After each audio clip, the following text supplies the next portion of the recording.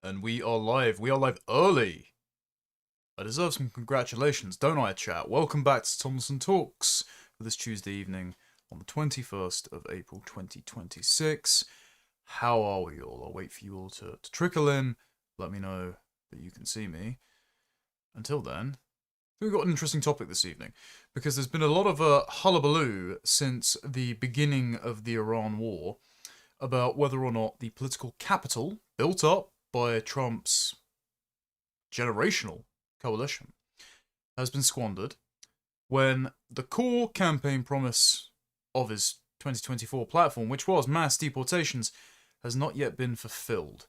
And there is also some questioning of the numbers, not those ones, the numbers of self-deportations, and also the fact that we don't have the numbers on enforced deportations. And I say we because this is of deep concern to me, not just because I was there on the 2024 election live stream. I was rooting for Trump. I still have my MAGA hat. It's not quite off. It's just cautiously on the table, awaiting encouragement to the point of where I put it back on again. But it's also important to me because I have a deep love and affinity for America. I have many friends over there, and I want to see that country succeed. I want to see the looming demographic crisis of it becoming a minority white, minority heritage American nation by 2045, less than 20 years. I want to see that crisis averted. I would like to see America remain very American no matter how obnoxious the occupants of our former colony are. And it's also very important because we can learn a lot of lessons. As I explained in this video on mass deportations for Restore Britain and Reform UK, we can learn a lot of lessons from the successes and potential shortcomings of the Trump administration's promise. We can learn how to circumvent frustration in the courts. We can learn the importance of having a loyal parliamentary majority rather than a thin majority in both the House and the Senate, populated by people that Trump himself endorsed and who have betrayed his agenda. Notably Rep. Maria Salazar, who we'll be getting to with her Dignidad Act, and the recent support for keeping the protected status in place for Haitian asylum seekers, just fleeing the fact that Haiti is a horrible country because it's full of Haitians, even after a woman was killed by a Haitian migrant in Florida at a petrol station with a hammer. Just absolutely horrible. Anyway, we'll start off with the good news, and the good news is that Cato is very, very upset by the Trump administration's record on legal migration, not just illegal migration, and that really matters. Bringing legal migration numbers down slows the rate at which Americans are rendered a minority in their own country. However, it's one thing, if your house is flooding, to turn off the taps, and another thing to bail the water out.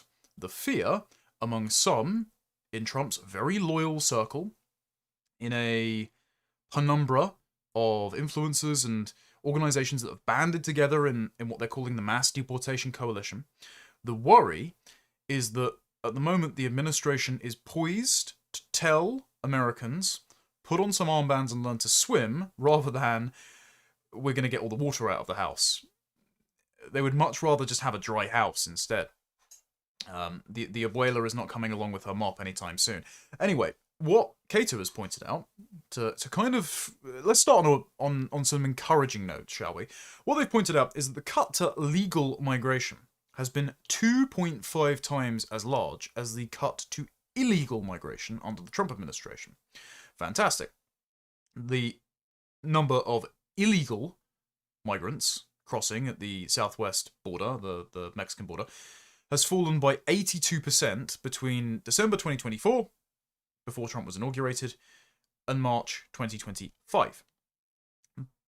This is the diagram where, right before the election, the year before the election, the Democrats realized that they wanted to minimize the reputation damage inflicted upon their party by importing 10 to 20 million potential new voters.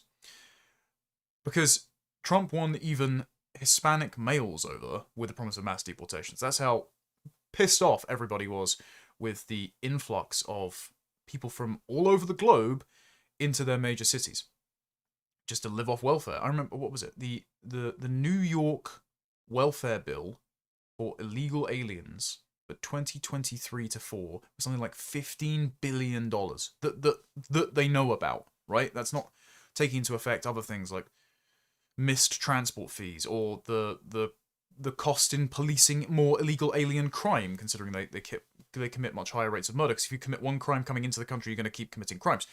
We've seen this in Britain. So they point out, prior to Trump taking office, Border Patrol releases had dropped 96% from their peak. But now, they're even lower because Trump ended catch and release. And so people don't show up at the border because they know that they're not going to be apprehended and then just released straight into the country. So Border Patrol interceptions have flatlined because Border Patrol encounters have basically flatlined. All very encouraging.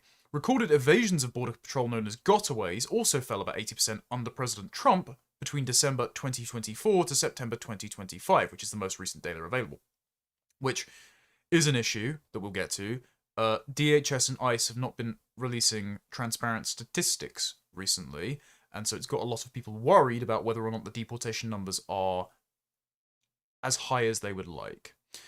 However, it's excellent to see 80% fall in Border Patrol invasions, and those that have been caught have been turned around, sent back. So, that's all good.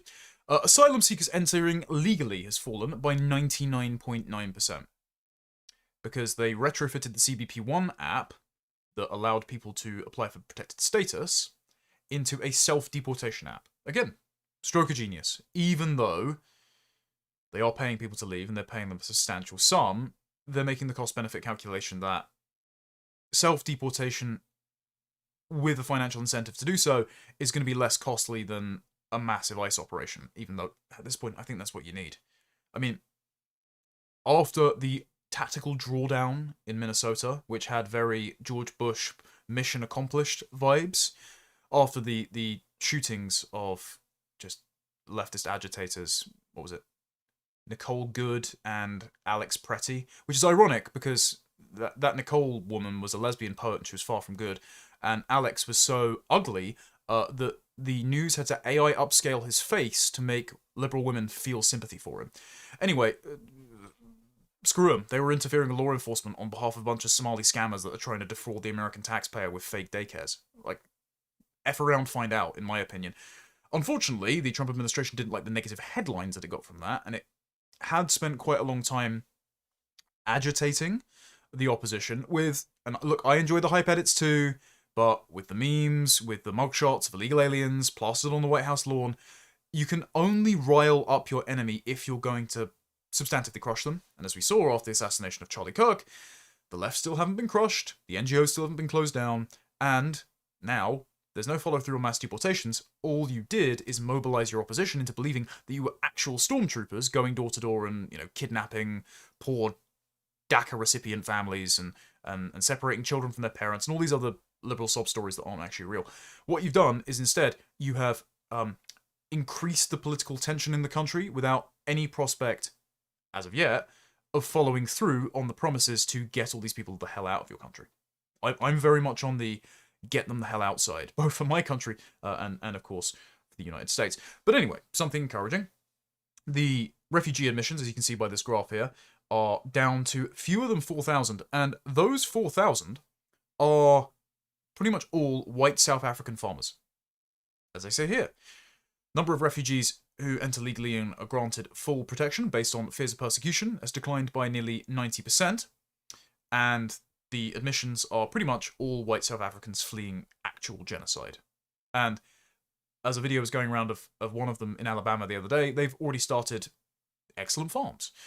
It would be great if they were allowed to have done that in Rhodesia and South Africa without third world communist colonialism destroying that settlement, but hey, we couldn't allow Africa to eat and have things like time and running water and railways. No, instead we had to set up comic relief and send Mr. Beast over there. And at this point, as my dad has joked before, there must be so many wells in Africa they've turned into Atlantis, but somehow they still need foreign aid. I mean, it's just a joke. But if we're going to have any refugee program at all, and I'm highly skeptical of it at this point, it should at least be a kind of a Anglosphere right of return.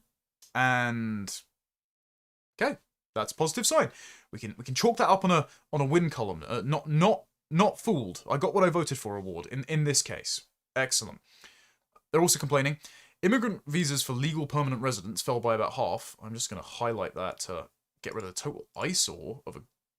I don't know why that's glitching. No, we're going to have to deal with it.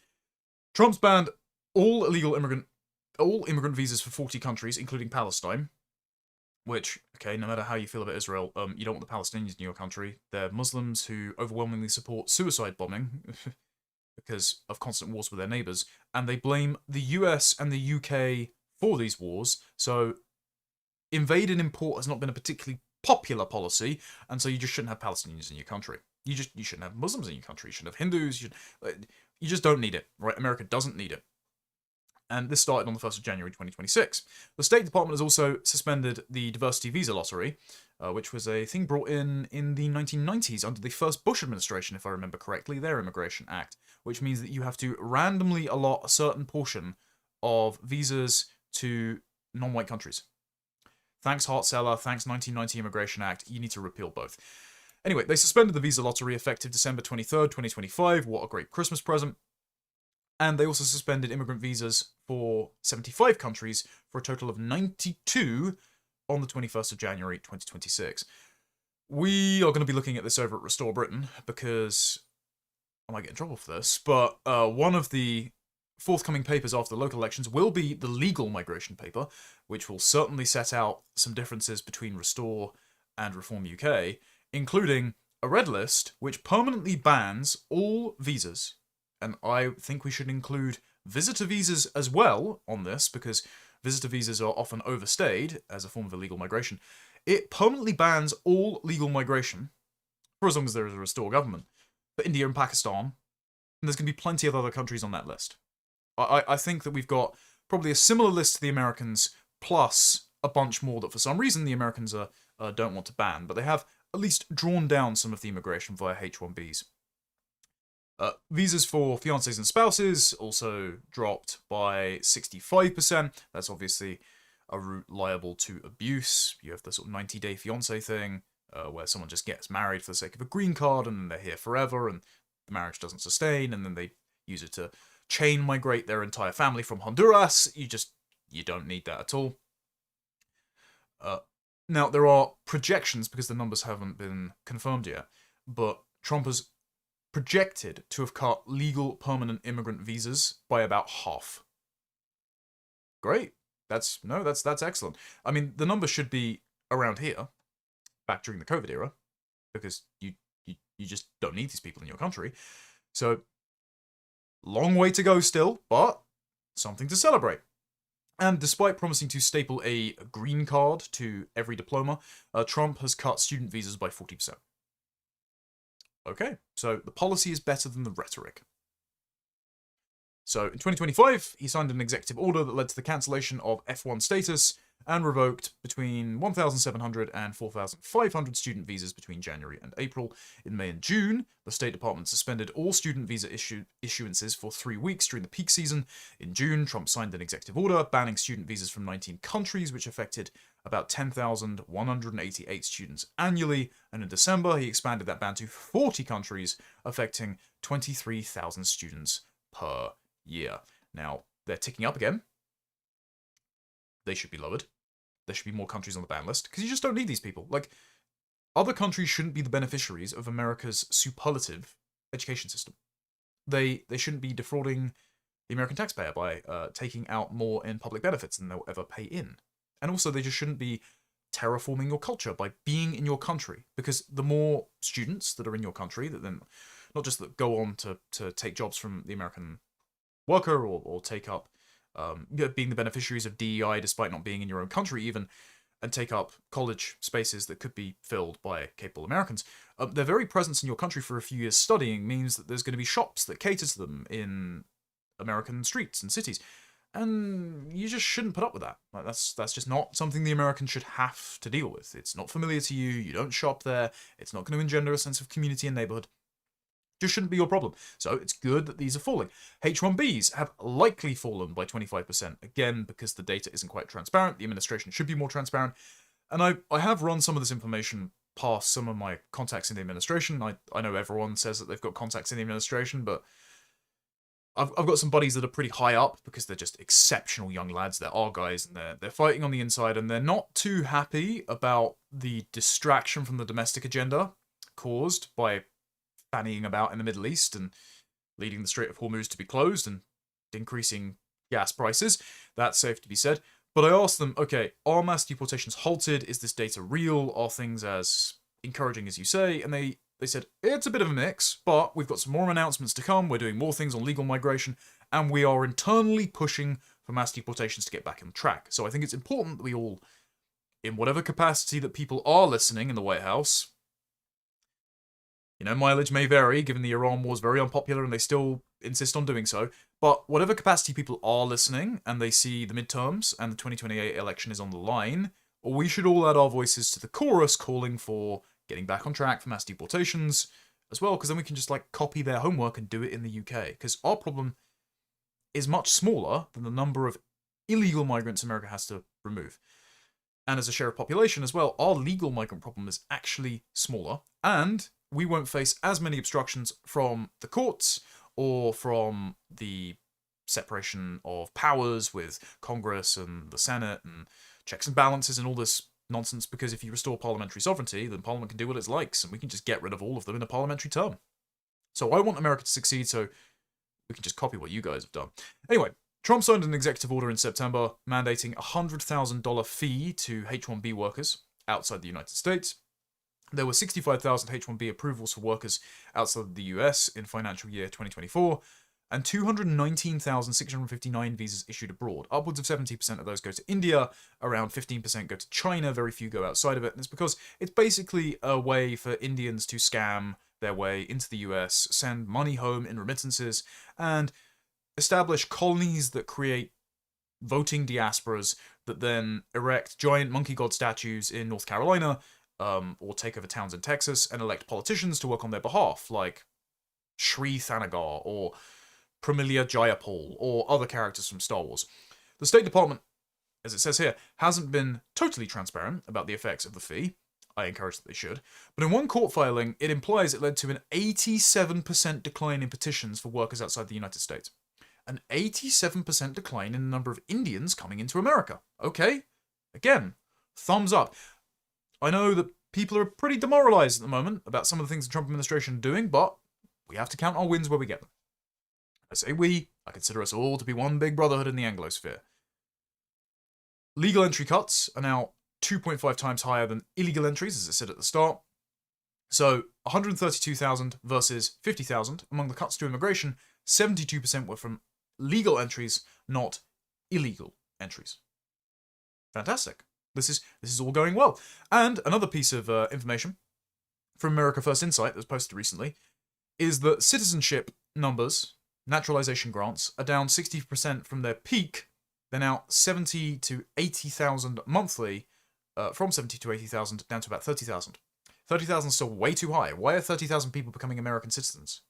Like, is citizenship to mean anything? Because certainly the oath of allegiance is not enforced, because defense of America against enemies foreign and domestic is, well, that consideration seems to be ejected by, you know, every Somali in Minneapolis, or every Arab in Dearborn, Michigan, or all of their elected representatives in Congress that talk about Somalia being their homeland, or wear keffiyehs and constantly talk about Palestine, or agitate for Latin American racial grievance politics. So you shouldn't be handing out citizenships like participation trophies. But again, this is better than when, very recently, remember, former DHS Secretary Kristi Noem, the biggest winner out of the Iran war because nobody spoke about her husband's bimbofication fetish, she was saying on Fox News, she was bragging about a record number of naturalizations. And the base freaked out and they were like, sorry, time to chimp. We didn't vote for this. We didn't want loads of legal migrants becoming American citizens. We wanted legal migration to stop and be reversed, and we wanted all the illegals to go. So, good that it's starting to come down. Need to be more denials. However, there are some bad things. And this is where we get into the series of concerns, because I can see people in the chat already saying that I'm being too rosy about the the Trump administration's record on immigration and deportations. Well, there's been a lot of leaks, some denied, some confirmed, coming out of the White House, coming out of Congressional Republican summits in the last few months. And some of the things that are being done on rhetoric and actual policy are not encouraging. So, for example, Trump, has recently issued a new round of seasonal worker visas. These are H-2Bs. In January, he had a meeting with a former manager at Mar-a-Lago, and they announced they had planned to cut the number of seasonal worker slots from to 30,000 below the previous year's 65,000. After the meeting with the chap from Mar-a-Lago, they reversed the decision and released the maximum number of H-2Bs allowed under the law, which is frustrating. The January meeting was the culmination of fierce lobbying to persuade the administration to reverse course by industry leaders and members of Congress, such as Representative Andy Harris. Now, Andy Harris was just out in Hungary at CPAC representing MAGA. So, this is one of the great concerns of what MAGA has become. I'm not going to speak about Trump's war with some of the podcasters who led the charge during his years in the wilderness, when he was being persecuted, when he had his home raided, when the mugshot was taken, after he had the election manipulated away from him in 2020. I'll be careful what I say on YouTube. Hey, I just read Time magazine and hear about the shadow campaign that saved the election from Biden. I'm not going to talk too much about that because the podcasters involved are of varying credibility and character. Let's put it that way. I like some of what Tucker puts out. I also disagree with him when he talks about Islam, but I'd be happy to talk to him about the UK in future, for example. I think Candace is crazy. I think Alex Jones is hilarious. Anyway. Besides that, what people are concerned about is ideological capture of MAGA, from America First to what people are calling Israel First, or at the very least, neoconservative and hawkish, because Lindsey Graham and Ted Cruz and Ben Shapiro and Mark Levin were all never-Trumpers, and then now Trump is saying they're the true face of MAGA. He is saying that anyone who doesn't like Mark Levin, who is quite a wretched, quite hateful person, I think, is not really MAGA. Ben Shapiro has made a number of enemies in the conservative space, not because he's an Orthodox Jew, not necessarily over the issue of Israel, just because he's quite arrogant and he hasn't learned his lesson from creating his own personal bogeyman in Nick Fuentes, not to try and fuck people over. So these people aren't great people, and they don't share the original politics of the nativist MAGA movement, you know, build the wall, Muslim ban, no more wars. And so people are worried that those swanning about, now positioning themselves as MAGA, don't have the best interests at heart. And Andy Harris is a good example of this. Andy Harris goes around to international CPAC saying, we're not yet tired of winning. President Trump is doing everything we wanted. Meanwhile, he's lobbying for more seasonal guest workers for Maryland's crabbing industry. Like, is this what you wanted, chat? Is this what Americans voted for? It's certainly not what my friends had in mind when they jumped aboard the MAGA bandwagon and put their hats on, you know? Just not what they had in mind. The Trump administration announced on the 31st of December it would only grant 35,000 visas rather than the 65,000 allowed by Congress. The administration said the move marked a nearly 50% reduction in supplemental visas when compared with fiscal years 2023 to 25. But 2 weeks after the January meeting, the administration changed course, saying it would authorize 64,716 H-2B visas for the fiscal year. And this is also a product, by the way, of lobbying from within Trump's own cabinet. So this is the reason that they've backed off raiding Home Depots or restaurants or farms. It's because Department of Agriculture has told Trump they need the cheap labor. It's because the Chamber of Commerce has said we need to appease Wall Street, we need to appease big business, we need to drive down the cost of labor by increasing the labor supply with basically cheap, illegal slave labor.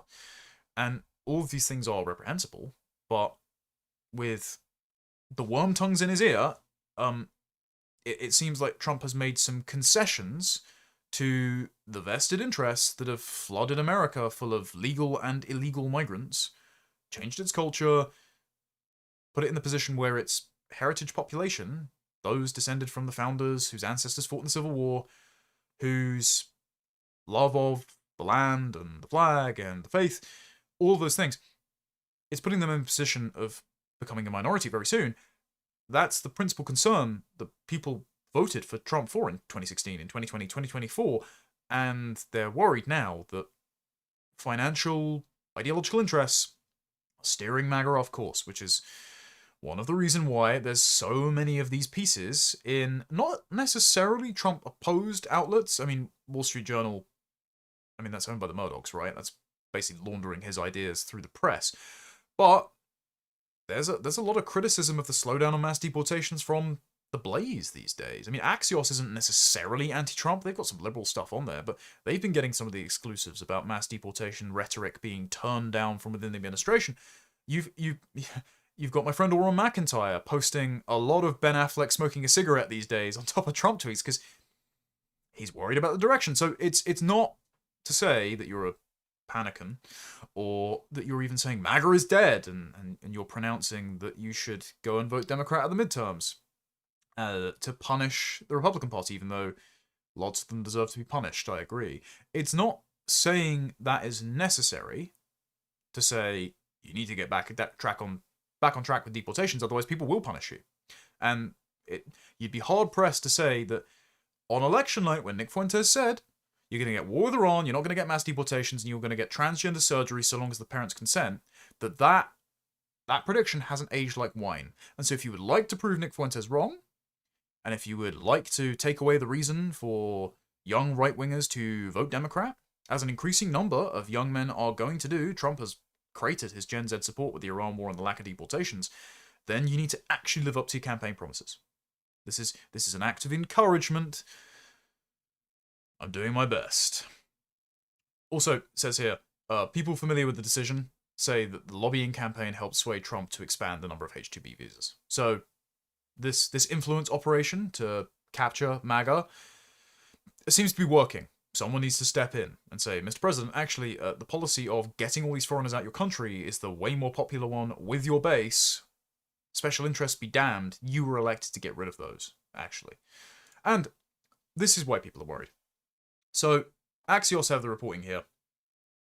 According to White House Deputy Chief of Staff James Blair, the House Republicans were privately urged, and this was back in March 10th, they were privately urged to stop emphasizing mass deportations and instead focus their messaging on removing violent criminals in a closed-door briefing.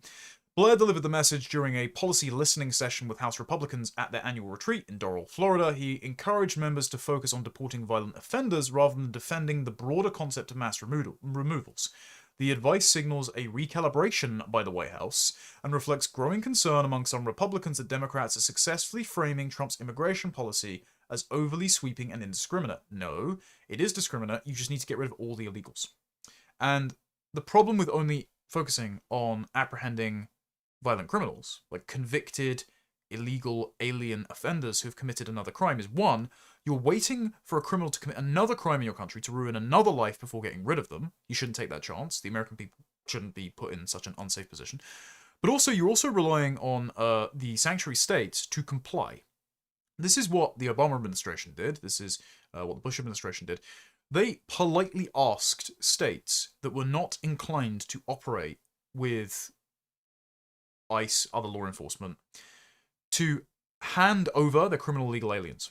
And if you're asking somewhere like, let's say Maine or even New York, to hand over or California especially, to hand over their illegal aliens who've committed other felony crimes, they're going to stonewall and delay and lose paperwork and out of spite to the Trump administration, make sure that you don't get the names and places that you need to actually get these people out of the country. So you can't rely on the goodwill of Democrat sanctuary states to hand over even the most violent, vile criminals because they see them as potential voters. So you do need to actually go in there and round them up.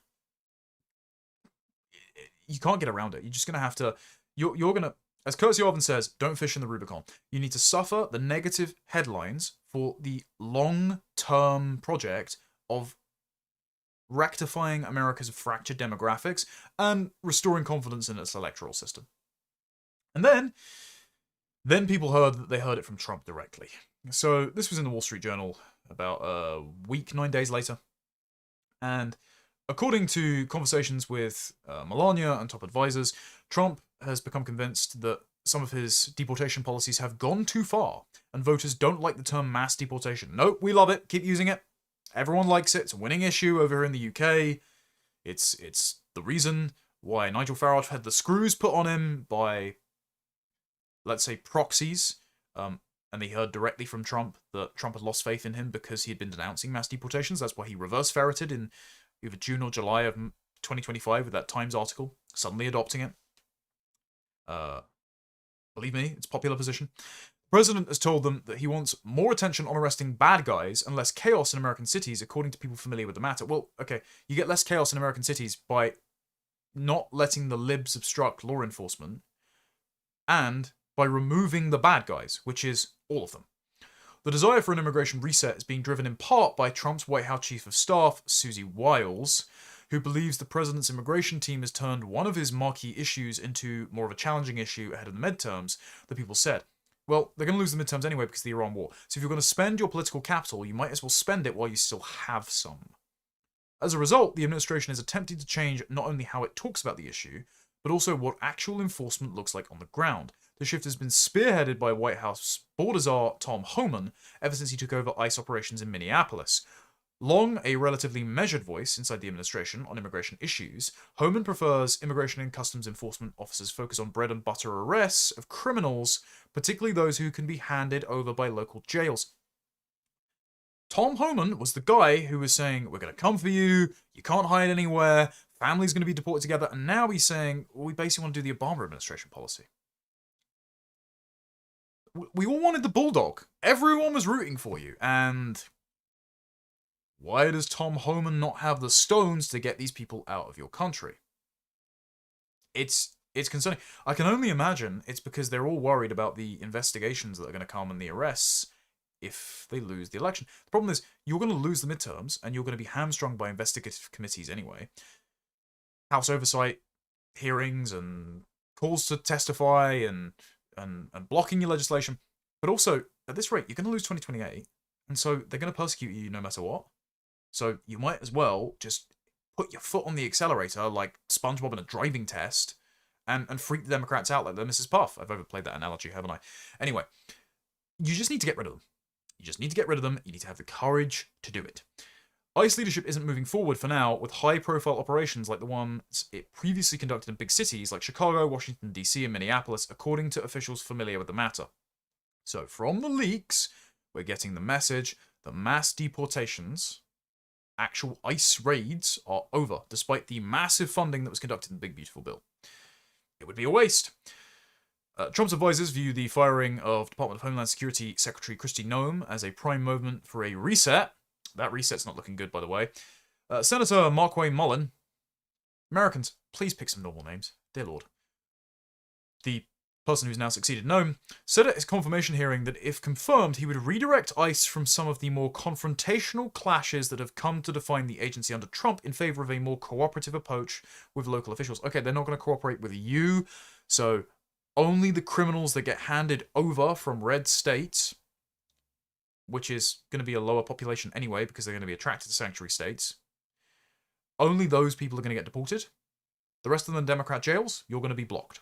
So if you pursue this path, mass deportations will be over. Mullin also promised to reverse several of Noem's ICE directives, including one policy which the agency kept secret for months, giving officers permission to force entry into immigrants' private homes without a criminal warrant signed by a judge.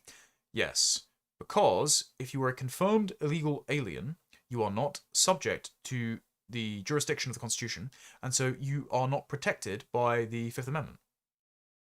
Sorry, you broke into the country illegally. You shouldn't be afforded the protections of the constitutional republic when you are violating its laws.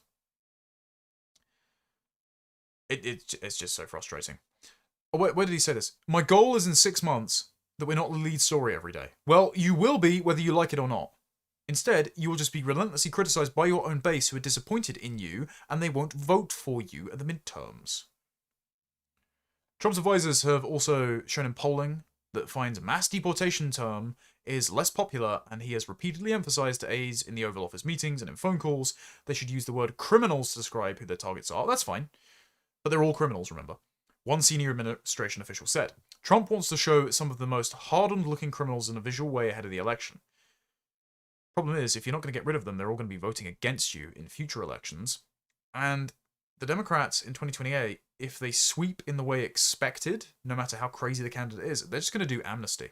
Because they realize they've got 10 million in, and they're going to get away with it after your deportation effort has failed. Don't fish in the Rubicon. There's also worrying signs from within the administration when there is not just the appointment of incompetent officials, but also the firing of incompetent officials, replacing them with less courageous, not more competent officials, and when they're constantly arguing with each other. So this is the acting head of ICE, Todd Lyons. He's been hospitalized twice for stress over the last 7 months. Now, I don't want to criticize the guy, because I don't know his circumstances. Though I don't think ICE is doing all that great at the moment. He is quite overweight, but, you know, he's American. Don't take that personally, Yanks. But if you are being hospitalized repeatedly for stress in one of the most high-stress jobs in the US government, then I'm sorry, you need to step back. Like, you're not doing your job responsibly. They've apparently attributed the source of the pressure to ramp up deportations, putting him under the stress that he's been hospitalized for, to Stephen Miller. He of Camp of the Saints Enjoyer fame. By the way, Camp of the Saints was removed by Amazon. It has since been relisted, and Amazon are covering their arse. So if you want to go and support the work of our friends over at Valbon Books, go and buy directly from Valbon's website or Old Speak Bookshop if you're in the UK. Make sure that book can't be cancelled. If you haven't read it, go and watch my review on my channel. But the premise is, back in the 70s, Jean Raspail wrote, and I mean perish the thought, the idea that 1 million Indians would board a boat and head for Europe, and this would end our civilization. And that's now just your average year of immigration into both the UK and the US. Yes, the UK has the same number of legal migrants as the US, despite being the size of New York State. Pray for us. Anyway, Stephen Miller, who is trying to get Lyons to actually do his job, apparently yelled at Lyons during morning phone calls with administration officials, according to 4 people who were on the calls. They're complaining about Miller being, an actual immigration hardliner. He's been an architect of the strategy on deportations. He apparently regularly and aggressively grills Lyons and other officials during a daily 10 a.m. administration phone call, according to 2 current and 2 former administration officials who have been on the calls. They said Miller yelled at Lyons for low deportation numbers, or over tactical and strategic disagreements, and the ICE head usually responds by apologizing and promising to address the issues. Could just do it. Like, sorry, we don't have time to fuck around in our respective countries with sensitivity. We just need to get the job done, or the Trump administration will be persecuted by the Democrat opponents once they come in. And whether it's with the Iran war or over their mishandling of the Epstein files, I mean, there are reasons that the Republican base has lost faith in the Republicans. It's not illegitimate for some of those people to stay home. I'm not encouraging that. It's not my electoral system. It's not my place to say. But I'm not shocked that voter turnout is looking to be low among Republicans in the midterms. So, if you want to regain trust, maybe do the job that you were elected to do. What was the other bit? 2 of the officials provided by the White House also said that Lyons complained to them a number of times that Corey Lewandowski, who is the top advisor to Noam and also sleeping with her, which is an open secret. No wonder her husband was such a pervert. He was gooning out every day because he was literally getting cucked by this guy. Apparently, Noam also yelled at him on a daily 7 a.m. call. Well, he's going to be doing a lot more yelling now that his girlfriend is not in the office. But what this seems to signal is that the administration has some incompetent officials in it. I mean, Kash Patel, Pam Bondi, Dan Bongino wasn't very effective either. And it's really dysfunctional. So, tighten up the operation. And then there's the allegation that the numbers aren't quite what they're cracked up to be. Now, this is in Axios. I covered the original study that this was based on, the Center for Immigration Studies or something, in my video on mass deportations and the difference between reform and restore. I'll retroactively link that down in the description, but if someone wants to go and grab the link to that and post it in chat, then you can give it to everyone. I'm just going to make sure that people aren't spamming in the chat. So, the Department of Homeland Security has been accused of cooking its books. And this is on the issue of self-deportations. So, DHS Assistant Secretary Tricia McLaughlin said on September the 23rd, "The numbers don't lie. 2 million illegal aliens have been removed or self-deported in just 250 days. 80% of that total, 1.6 million, is on the self-deported side, based on a government survey that experts warn should be viewed with skepticism, because there are people who are illegal in the States who are less likely to respond to a survey that says, are you in the country illegally, at a time where the rhetoric from ICE has been, from Tom Homan, if you're in the country illegally, we will deport you, we will find you, we will seize you from your home, we will take you from your job, we will stick you on a plane, and then we will make memes about you using a Studio Ghibli filter and then plaster them all over the White House lawn." So, if you're relying on self-reporting survey data for your self-deportation numbers, it's unlikely that they're going to be accurate. I would love them to be accurate, but the worry is that they're not. So, remember what matters are ICE removals and deportations way more than those other funny numbers, said Trump supporter Mike Howell, president of the Oversight Project, formerly at the Heritage Foundation. And Heritage are one of the organizations that's involved in the Mass Deportation Coalition, trying to push the administration to get back on track with deportations. He says, "I see the 1.6 million as a pretty shaky estimate, and one that could be explained away by fewer immigrants feeling comfortable answering a government survey," said Julia Gellatt of the Migration Policy Institute, a non-partisan, migration-focused think tank. They say non-partisan, but, they're going to lean one way or the other. DHS cites an analysis of government survey data known as the Current Population Survey, which the Census Bureau says shouldn't be used to determine the size of the foreign-born population, as it's based on a sample size of 60,000 households. So it's pretty difficult to extrapolate from a census data survey sample of 60,000 the number of people who are here illegally or have left and who otherwise would have replied to the survey that they are here as undocumented or illegal migrants, when the climate is, if you admit to being that, we're going to get rid of you. The Center for Immigration Studies, which is a conservative think tank that published the analysis in August, noted important caveats, including an expected reluctance for immigrants to respond to the survey or admit they're foreign-born.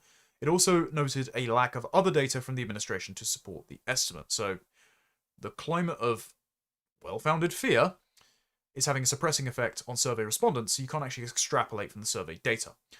The CIS authors called the numbers preliminary, but co-author Stephen Camarota said he thinks, at a minimum, it's accurately showing a declining trend in the population. That's very different to saying you've got 1.6 million self-deportations. That's a decline in the population, so saying net immigration, okay, good, positive trend, but 1.6 million when you're naturalizing 30,000 a month. Like, people are posting in the chat, hopium. If you don't give accurate numbers, you lead people to get disillusioned with the promise of mass deportations. They think it's never going to happen, and so they become disengaged, and your voters become low propensity, whereas the opposition become mobilized against your agenda because you've been memeing the very few enforced deportations that you've actually done. They think it's cruel, and they're going to vote against you, and they're going to vote you out, and then persecute you. So you just need to get cracking on it. Camarota said, "We can't say 100%, but boy, it's the best data we have, and I think it's telling us the decline is very large and real. DHS has stopped regularly publishing statistics on its website that previous administrations used to share data on deportations. Typically, deportations are measured by the number of removals by ICE, which manages, obviously, immigration detention and facilitates travel and faster returns at the border by Customs and Border Protection. In fiscal 2024, DHS carried out almost 330,000 removals and 447,600 returns, according to the DHS database, but the number of attempted border crossings was much higher in 2024 than in recent months, which increased the number of returns. Voluntary survey data on the foreign-born population isn't usually a metric for deportations and isn't included in past statistics databases, so this is an irregular number. Attempted border crossings have plummeted, including the number of returns via the CBP-1 app, but ICE officers have drastically increased the immigrant detention population whose deportations are counted as removals through more enforcement across the country. The agency will soon provide its end-of-year report to Congress with concrete immigration enforcement data through September 2025, including roughly the last 4 months of Biden's term and the start of Trump's. If you use the self-deportation app, of course, CBP-1, it gives you $1,000 when you arrive at your destination country. McLaughlin said most of the 1.6 million voluntary departures are not using the app. So that's telling. If they were using the app, if they were using the incentive, then the numbers extrapolated from the survey data would be on surer footing, because you would say, we provided the incentive, we've given them the digital infrastructure, they're taking advantage of it, and so the projected self-deportation number and the number we've incentivized are likely to map onto one another. But they're not using the app. So the likelihood that the number is a mirage increases. And the first self-deportation flight, according to Axios, only transported 65 people. So it's kind of worrying. And it's especially worrying when you've got Speaker of the House Mike Johnson saying that they are dampening down deportation rhetoric because they're scared of spooking Hispanic voters. He described the rhetoric as overzealous, and he's now in course correction mode using the new DHS Secretary. The new DHS Secretary, Markwayne Mullin. Wait, I hate his name. I can never remember. New DHS Secretary Mullin decided to say the following on a Fox News appearance with Laura Ingraham. So if you're wondering what that course correction is, it's towards more legal migration. Qualify as they take advantage of the United States' generosity, but the problem is that we want immigration. We want legal immigration, people that want to make the country stronger. We're a nation of immigrants. We understand the right kind of immigrants. But the right kind of execution.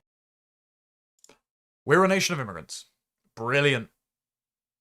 Reheating John F. Kennedy Anti-Defamation League rhetoric, which superimposes that America is a nation of anyone from anywhere, no one in particular, that you're not a nation of Anglo-Protestant settlers and the Scots-Irish. And just, therefore, we can bring in whole new Americans in waiting from Somalia, or Sudan, or Yemen, or Honduras, Guatemala. Like, this is the DHS Secretary, guys. Cooked. Totally cooked. It's not encouraging. They need the course correction they need is to double, triple, quadruple the deportations pronto. But we're seeing a lot of lobbying. We're seeing a lot of messaging to the contrary. We're seeing the new DHS Secretary already coming out with tired old rhetoric the base hates. I don't have much confidence in Mike Johnson either. And now, to the contrary, there is an amnesty bill making its way through Congress. This is the Dignidad Act proposed by Florida Representative Maria Salazar, who is, per her exchange with my former Across the Pond co-host and good friend Tate Brown on Timcast, a blatant ethnic partisan for Latin America, who demands that Latin Americans should have their careers fast-tracked through the Republican Party to win a hypothetical minority vote. And the concessions you must make to win that minority vote is amnesty and abandoning the nativist immigration agenda that won Trump the last 2 or 3 elections. So, the Dignidad Act, for those who don't want to wade through the jargon in the bill, there's a summary of what it's going to do from the Federalist, and Brianna's written an excellent article here. So, these are some of the craziest things proposed by Salazar, who, again, got community noted because she insists that the Dignity Act ends 40 years of amnesty, no citizenship, no federal benefits, criminals are deported, zero tolerance, and to call this amnesty, you're just wrong. You're locking America into the same broken system. Well, she got community noted with, it grants amnesty, permanent residency via the DREAM Act, deferred action and legal status, the Dignity Program, and stops deportations. It wipes 3 to 10 year bans, creates a loophole, and grants the Attorney General power to terminate deportation for family hardship. So she's just lying. The other crazy things it does, I'm shocked that any Republican would contemplate this, but again, this is one of the 7 Republicans here that voted to keep Haitians in the country, despite Trump winning votes because he said they were eating dogs, and this was proven, by the way, and illegal Haitians driving around, Springfield, Ohio, just crashing into school buses and getting kids killed. Also, one just killed a Floridian, in her state with a hammer, but for some reason she wants them in the country. These are the things that Salazar wants to do. She wants to give student loan forgiveness to lawyers who provide their services to illegal aliens. So she wants to write off the student loans of lawyers who work to keep illegal immigrants in your country, not the ones that work on deporting them. So the American taxpayer will foot the bill for the immigration lawyers that are flooding your country full of foreign criminals. There's going to be an importation of illegal immigrants who have already been deported. Quote, with respect to aliens who were removed or departed the United States on or after January 20th, 2017, and who are continuously physically present in the United States for at least 5 years prior to such removal or departure, the Secretary may, as a matter of discretion, waive the physical presence requirement under Section 2102 or Section 2302 for humanitarian purposes, for family unity, or because a waiver is otherwise in the public interest. So if you've already been deported, but you are applying for family reunification, then the government can just say, oh yeah, your ban is overturned. You can come right in. This incentivizes chain migration for people who have already been deported. There's tax exemptions. It also stops deportations. So it protects illegal aliens from being removed while their applications for amnesty are pending. So those applying under the DREAM Act can be given an opportunity to file even if the removal proceedings have started, and those denied a change of status can seek judicial review without being subject to removal. So they can sit in a detention facility for ages and frustrate the deportation removal procedure. As someone who is experiencing this in the UK right now, with endless appeals to the ECHR, grounding flights that are destined to deport actual murders and rapists overseas, do not do this because you will never remove anyone. Use the UK as a cautionary tale. The legislation is not merely for so-called dreamers or DACA recipients, that is, aliens allegedly brought here as children against their own wishes, like the well-spoken black guy that inadvertently got deported back to the UK even though he doesn't remember ever growing up there, and actually said, yeah, I don't blame the US for deporting me, I should have been deported and I support deportations. And it's like, Patriot, I guess? We're glad to have you. Put him in charge as DHS Secretary instead of Mullin, I suppose. Anyway, it's not just for Dreamers and DACA recipients. Under the legislation, there's a separate track for illegal immigrants who do not qualify as Dreamers or DACA recipients. So ones that have already been removed, don't qualify for Dreamer or DACA status, can still apply for amnesty, and rather than be removed, they can frustrate it with legal appeals, and if the Attorney General or the DHS Secretary is so inclined, they can just grant it. Remember, she said it's not amnesty. This is what Republicans are trying to, well, some Republicans are trying to push through the House instead of mass deportations. So, what was the point? If you were electing Trump to deliver mass deportations and Congressional Republicans push amnesty instead, then nobody got what they voted for. How do you expect people to retain faith in the Republic, in so much as it exists, thanks to the Civil Rights Act? How do you expect them to show up for the midterms or even 2028 when you do this to them? And also, Trump's reputation is on the line here because he endorsed Lindsey Graham. He endorsed Salazar. She doesn't deserve to win. He endorsed the New York Republican that's also putting it through. And, unfortunately, no matter how you might feel about Marjorie Taylor Greene or Thomas Massey, they were right on the Epstein files. I say this as someone who has benefited profoundly in the UK from the release of the Epstein files and the lifting the lid on all of the dirtiness in the Labour Party under Keir Starmer. But instead, the Republican Party is represented by, I don't know, like Mitch McConnell blue screening on camera, and fighting to his last brain cell to stay in power. Like actual America First patriots being blocked out. See what happened to Madison Cawthorn? He was like, yeah, they're all having weird gay sex orgies, and then some like compromat material of him cross-dressing at a frat party gets leaked. It's kind of gross, and it's the reason, I think, why nothing gets done. It's the same reason why there's sexual blackmail and compromat on the previous members of the Conservative government. It's the reason why people are worried about infiltration via the intelligence agencies of Reform or Restore. If you elect a government that says we're going to remove all illegal immigrants, you get amnesty instead, what's the point in elections? As the Federalist says, such a provision, combined with a prohibition on deportations, the paperwork pending would effectively end mass deportations. This cannot pass. But if this is being pushed now, before the midterms, if this rolls over after the midterms, so when the Democrats have Congress, then it could be pushed through. And I don't know if Trump will have the executive power to block that specific bill, because I know the executive branch has veto power on some bills, but I don't know if it'd be this one. Someone in chat can correct me about this. Also, it grants permanent residency. The Dignidad Act includes a loophole that hands aliens a green card. So long as an alien has entered the country before turning 18 and has been here continuously since January 1st, 2021, the illegal immigrant is eligible for green card status. So just, again, de facto amnesty. The Attorney General can stop deportation for family hardship. So, oh no, a brown man is crying. Quick, burn the Constitution. Yep.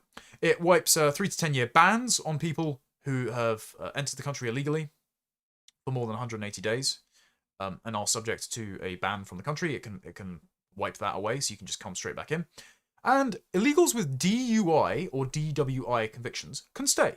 So if you've committed another crime, for example, you're an illegal migrant, you're uninsured, you're driving without a license, you're driving under the influence, you can stay according to this legislation. An alien with a misdemeanor DUI or DWI conviction would still be eligible to participate in dignity. So you can still get the green card. You could still have your ban overturned. You could still get protections under the DREAM Act or DACA. And she says this isn't amnesty. This is insane. She then gave an interview where she said something very, very interesting. In a recent interview with ABC 10, Salazar said certain individuals living in the country under temporary protected status, such as 500,000 Cubans, would also be part of the dignity program. So this would extend to the Haitians, I assume, that she just voted to keep in the country. So you're going to be stuck with Haitian immigrants forever, thanks to Maria Salazar and some treacherous Republicans. And on the other side, mass deportations are being ramped down. Very concerning. We will give them dignity. At some point in the future, another legislator will write another law to give them full path to citizenship, Salazar continued. Right now, what we need to do is to buy peace for those people, allow them to stay, continue working, because they're needed. We need cheap, illegal migrant labour from the third world, and the plan is for the Republicans to give them dignity, and the Democrats to give them citizenship, so the Republicans give the Democrats a brand new voting bloc. And she's just saying it. She's just saying it in front of cameras, as John Tron once said. And yet she's trying to gaslight you into saying that she's not doing amnesty. And she's doing this at the same time as mass deportations being reduced. Oh, I was right, by the way. TPS, you can thank George W. Bush for that. Herbert Walker Bush, rather. George W. Bush was the one that also decided to go around bombing the Middle East endlessly. It seems that the Trump administration, if things continue as they are, is going to be the worst elements of both. And that's not what people want, and there is still time to turn it around. And Salazar let slip about this. This is the clip from ABC. I won't play it. But Salazar's entire project is ethnic nepotism, is promoting her own career with accusations of racism against her colleagues who are interested in nativism, is appeasing Wall Street and Department of Agriculture and those that want to disenfranchise Americans, both in terms of their labour bargaining power, but also in their vote by granting eventual citizenship to millions of illegal aliens who are going to vote for more immigration. So this is the face of you becoming a minority in your own country, Americans, and she needs to be primaried immediately. And someone needs to tell Trump to stop endorsing these freaks. Like, it's just not helpful. So, what can change? Fortunately, some of my friends over the Mass Deportation Coalition, a consortium of aligned think tanks, influencers, people that are squarely within the MAGA camp and just want Trump to live up to his promise, have published a playbook to both convince the president and the administration that mass deportations are still popular, they've done all the polling for it, and also to outline what concrete policy measures they can do. And I think we need something similar over in the UK. We've already got my friend Harrison Pitt's mass deportations document for Restore Britain.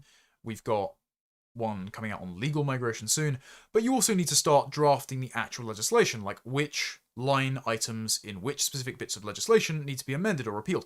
I've done this in the upcoming paper for Restore Britain for its non-stun and non-lethal stun slaughter, halal and kosher ban, because we find it repugnant that you torture animals in that way. Britain is a nation of animal lovers. We're a nation that has turned the countryside into a beautiful tapestry of well-stewarded lands, and so these foreign customs are just not welcome here. We don't want them. We're going to ban them. And by the way, that means banning imports. I've put an import ban in the final paper because, I mean, if you didn't have an import ban, it's the only thing that our base would talk about. I mean, I would be complaining about it if I hadn't written the paper, because you can just circumvent it by importing dodgy meat from overseas and also undercutting British farmers, right? So you need to think comprehensively about this. And the reason I raise this is because in the paper, I have gone as a series of recommendations, line by line, saying, here's the original piece of legislation from either the EU Council or the 1933 Act that created specific carve-outs for Jews and Muslims to do ritual non-stun slaughter.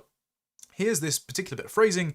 Here's the subsection that needs to be repealed and removed and replaced with language from this other bill from the past, or this other bill, or there's, I've pointed out loopholes where new legislation is needed. You need to do this work so that on day one, like Trump's executive orders in the first 100 days, you can just pass this legislation and get it through.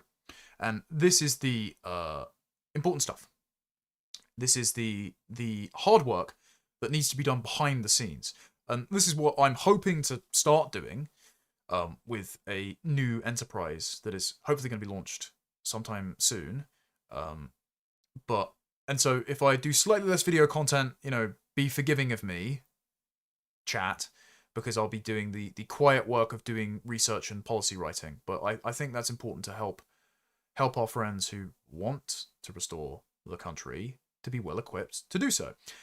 In the spirit of doing so, the Mass Deportation Coalition has published this massive document. We're going to go through some of the recommendations. I'm going to let you read it in your own time. I will retroactively link it down in the description when the stream is done. Well done to all the guys that are trying to do this. I think this is probably the best way to put pressure on the administration, because now they have no excuse but to adopt your proposal if they want to live up to their promise. So it opens with the moral, economic, legal arguments that are like second nature to all of us by now. I don't even need to read them out. As they say, the only solution to this existential crisis for the United States, demographic replacement, high levels of crime, the expenditure on Social Security and Medicaid and all the other infrastructure for just dealing with illegal migrants. The only solution is mass deportation of illegal aliens. If properly carried out, and border and immigration controls are faithfully enforced moving forward, a deportation operation of this scale would not only restore legal order, but relieve pressure on public systems, stabilize labour markets for American workers, and re-establish the conditions necessary for cultural assimilation and national cohesion. And it would restore faith in the democratic process, which is waning, because people aren't getting what they voted for. So, they assess Trump's record for the second term, the first year. They say, as the administration has admitted, the total criminal illegal population is a relatively small subset of the total illegal population, so focusing only on criminals will not cut it. With estimates from members of the Trump administration ranging from 500,000 to 800,000, whereas Mullin has just said that Biden may have let into the country up to 20 million illegals. And you were hearing 15 to 20 million illegals already in the country for years before the Biden administration. So there may be like 40, 50 million illegal migrants currently in the United States, with an official population of about 330 million. So America may be closer to 400 million people. which explains why people are starting to feel like the cities are just heaving. So 500,000 to 800,000 convicted violent felons drop in the bucket. And those people that are already illegals are more likely to fall into the violent felon category. Why wait for them to kill a child or a beloved wife? Like, Laken Riley or Jocelyn Nungere. Like, why should their families have to be bereaved before you remove these people from your country? Shouldn't be the case. At times, this strategy has been referred to as the worst of the worst, or the worst first strategy. The enforcement tactic was not a mass deportation strategy, but one of perceived quality of deportations over quantity, and this has to be abandoned. The first year can be celebrated as a success for highlighting the quality of the criminal population removed, they say, but the less than 350,000 actual deportations, according to scarce data produced in connection with detention management, doesn't represent a victory in quantity. Moreover, recent disclosures that only 72,000 deportable aliens completed their use of the CBP-1 Home app demonstrate self-deportation is not happening at the rate advertised, as we were all worried earlier. They say, this playbook provides the executive branch policy solutions to keep the promise and achieve at least 1 million formal deportations in 2026. So you can even try to circumvent some of the non-compliance by Republican members of Congress, the fact that you have a slim majority, and the fact that you're likely going to lose the midterms. And it might save you from losing the midterms if you adopt all this stuff now. They say, with estimates of the total illegal population ranging from the 20 million figure provided by President Trump and the recent disclosure by Stephen Miller that 20 million illegals came in during the Biden administration alone, 1 million deportations in 2026 is a modest start. Sounding very like Rupert Lowe there. We have kindred spirits over on our respective sides of the pond. Farrow says they're impossible. Rupert Lowe says, that sounds like a pretty good start to me. This playbook charts the path to do just that. So, let's look at the strategy. So they say, moving from worst of the worst to mass deportations. Prioritization of criminal enforcement policy, known as worst of the worst, is rooted in Clinton administration and morphed from the exception into the rule during the Obama and Biden administrations. It is unwarranted in the Trump administration as it creates an operational cap on enforcement results. Phase 2 should focus on populations that are easier to remove, such as deportable aliens with final orders of removal and visa overstays, and policies like worksite enforcement, which is what Stephen Miller wanted to do with the Home Depots, construction sites, farms, etc. This is the story about the weed farm in California that had children working there. Why were children working on a weed farm? Because people were like, oh, they're abducting children. Sorry, why were children working on a marijuana farm illegally as slave labor? You can just round them up. Deportations, round them up, deport them, stick them on a plane. They also want more meaningful metrics. This I totally endorse. It never behooves you to have transparent data, because then your cohort of co-belligerents, crowdsourcing this like incredible autism from the anons online, the posters who should be in control, they can recommend to you different strategies to get those numbers up, to improve areas where there are shortcomings, and it retains faith in the project that this is actually going ahead. Because if you overpromise and underdeliver, then again, your voters aren't going to show up for you. So, ICE interior removals are defined as a combination of expedited removals from the interior of the United States, reinstatement of removal, administrative removals, so aggravated felons, so the worst of the worst, and removal orders from an immigration judge. While the government, over the course of several administrations, has used different components and definitions to arrive at deportation removal numbers, the coalition says to consolidate public understanding of removals as this metric of ICE interior removals only. Not included are turnbacks, maritime indirections, timely self-departures, untimely self-departures, and a subset of untimely self-departures would include CBP-1 Home app completions. So not giving the overhyped statistic of 1.6 million when it's only been about 65,000 using the CBP-1 app. Instead, just ICE deportations. That means you're being transparent. There's some key figures in here. I think it's down the bottom that they have this massive diagram of the figures. So they're looking at a deportation target of 1 million for 2026, that there are 20 million estimated illegal aliens. There are 10.8 to 11.1 million estimated unauthorized workers in US labor markets taking up American jobs. 3.8 million immigration court backlog cases. So you just need to clear all those. A 90% historical abscondence rate for released population. So catch and release and saying show up for your court date eventually. Well, only 10% do, because 90% are criminals. They're not stupid. 75% in absentia orders referenced in the Q1 for the year 2026. And a $45 billion detention capacity funding figure cited in the recommendations. There have been 350,000 actual deportations in the first year, per the available data. And they need 4,000 per day required to be apprehended for 1 million removals in 250 operational days for the remainder of 2026. It's a big task, and they've got plenty of recommendations for how to do it. So, I've highlighted a bunch of the points in the strategy, and we can just go through some of the recommendations, and because it's useful for us to basically, like, steal ideas over in the UK.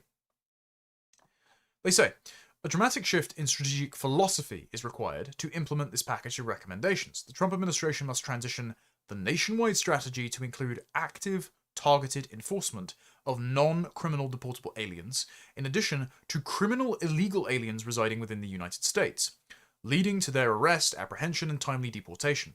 This transition must include an aggressive focus on identifying and, when appropriate, prosecuting US employers who knowingly and willingly hire illegal aliens in violation of the law. You create what my friend Harrison Pitt calls the hostile environment, something that Theresa May promised back in 2015 as Home Secretary and didn't deliver on because she just sent a few vans around telling people to go home. Oh yeah, I'm sure the people that broke in will just go, drat, I'm being discouraged. Guess I'm going back to the Gujarat spawn point I came from. Not going to happen. Instead, what you need to do is punish the employers and target the locations that you know are the worst offenders. So, yeah, farms, construction sites, Home Depots, etc. And you need to not listen to lobbying by the Department of Agriculture and the Chamber of Commerce that are going to discourage you from doing this. They say they need a whole-of-government approach, which will probably require personnel changes. It's probably too late to get a better Attorney General and DHS Secretary, because they've just been appointed and they're locked in. Unfortunate. But, at the very least, if you get Stephen Miller telling Trump to issue these commands via the executive, they're going to have to carry those out, whether or not they like the fact they're going to get some negative press by the liberal press that are always going to write hit pieces against them anyway, because over 90% of the coverage of Trump's first term was negative. So why would you expect any different for the second?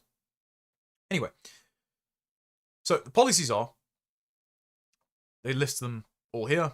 So, for example, using worksite enforcement to substantially punish illegal employers who hire illegals. The April 2025 Memorandum of Understanding between ICE and the IRS, boo, but you're going to have to use them, focuses on criminal investigations of aliens who have failed to depart under Section 243 of the INA.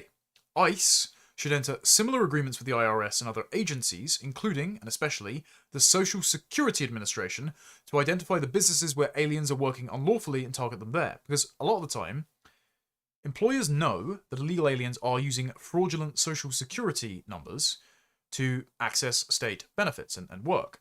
So, what you should do, instead, is crack down on the employers for not verifying that their employees have valid Social Security numbers, and levy heavy fines against those that are caught using illegal labour, so that they then would rather report their illegal migrant workforce and employ Americans at an appropriate wage than pay the hefty fines that might bankrupt them.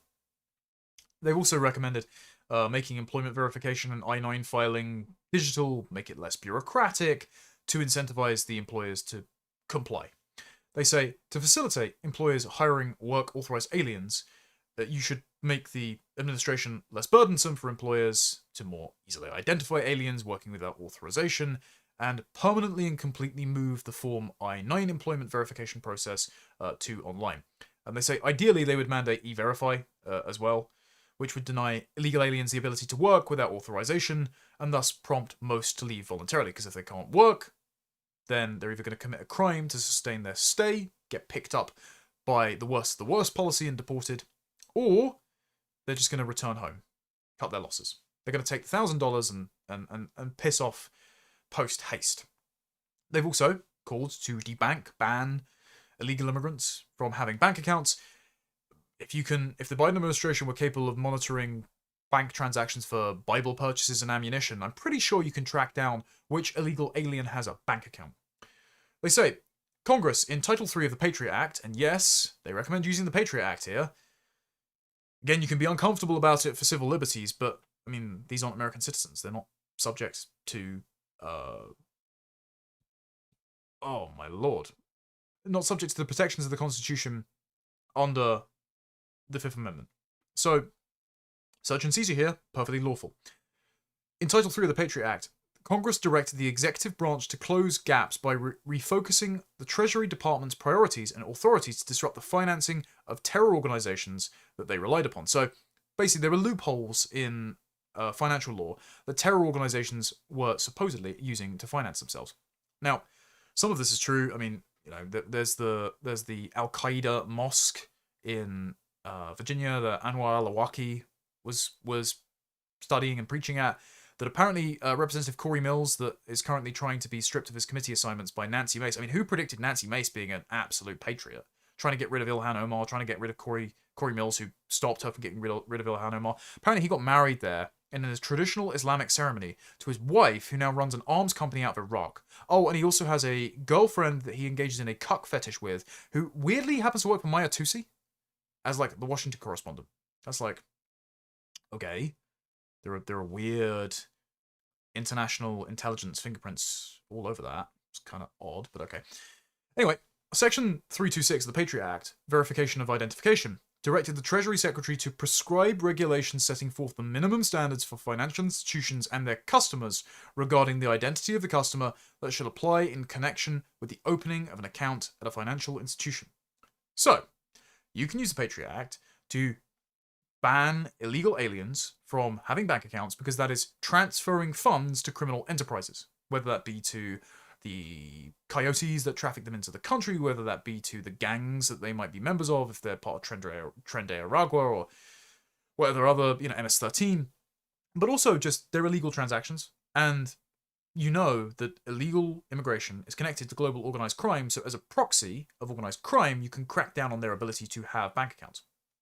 You can also stop them getting jobs, depositing money in their accounts, and encourage them to leave of their own volition, because otherwise you'd just be working cash in hand, and if you digitize tax filing, if you digitize E-Verify, then it makes cash in hand work actually more cumbersome for the employer to engage in, so they're just going to employ Americans over illegal aliens.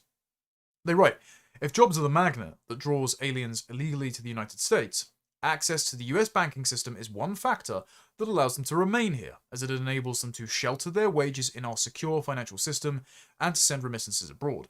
Consequently, and to effectuate the clear intent of Congress in Section 326 of the Patriot Act, the Treasury Department should revise its Know Your Customer and its Customer Identification Program regulations to bar aliens who cannot establish they are lawfully present in the United States from opening or maintaining bank accounts in the United States.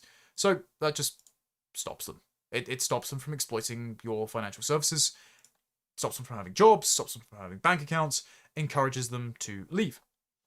Then, they want to dramatically expand immigration detention. So you've already got Alligator Alcatraz, but they now want pop-up sites, almost like the Nightingale hospitals that were set up in the UK, for rapid detention, processing, and therefore deportation. The ideal place to do this is, of course, military barracks, because you have armed guards, you have well-trained officials monitoring the situation, not just looking at it on X, and you have the ability, if they're Air Force, to use the runways that they would use to launch fighter jets off of, or other such aircraft, to conduct the deportation flights. So, to meet the detention capacity required by a mass deportation campaign, DHS should direct the construction of temporary detention and out-processing facilities on federal military installations nationwide. Military bases offer 4 critical advantages that no commercial or state-contracted facility can replicate at scale. First, control perimeters, secure fences, armed guards, etc. Second, airfield access.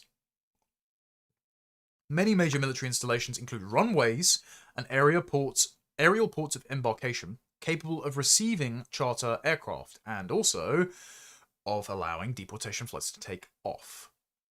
Third, federal jurisdiction that conveys legal advantages. This is it's almost the reverse principle of the concern that after the Roe v. Wade ruling, military bases could still conduct taxpayer-funded abortions because, independent of the regulations placed on abortion by each state, because military bases have their own jurisdiction. And this was a fight that I believe Marco Rubio, while senator, was having because, he's a committed Catholic, so were a lot of his staff, and they were trying to prevent the military from receiving funding if they were going to act in violation of the law after the Roe v. Wade ruling. And I think they got the win on that. So clearly this is something that, Secretary Rubio would be in favor of.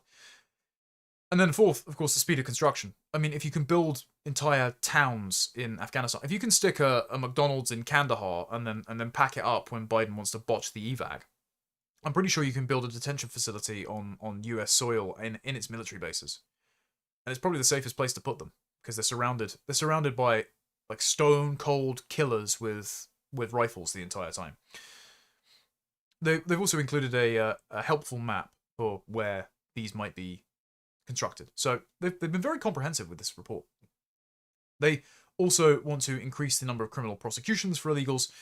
Ironically, they want to do it through draft dodging, which it's one idea. There might be more, but this is an entertaining way of catching people out.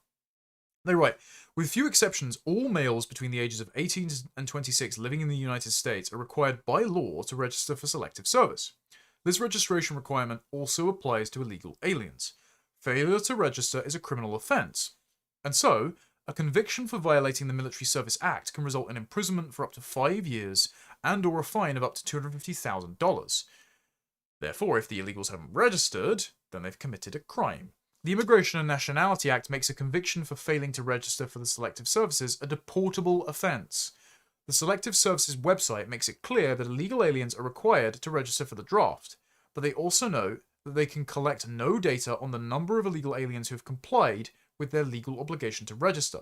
Records obtained under the Freedom of Information Act reveal the Selective Service has no data on the number of illegal aliens that have registered or failed to register for the draft, which is insane when you think about it, because you don't actually know the size of your reserve army, because you don't collect the data, even though it's a statutory obligation for illegal aliens to register.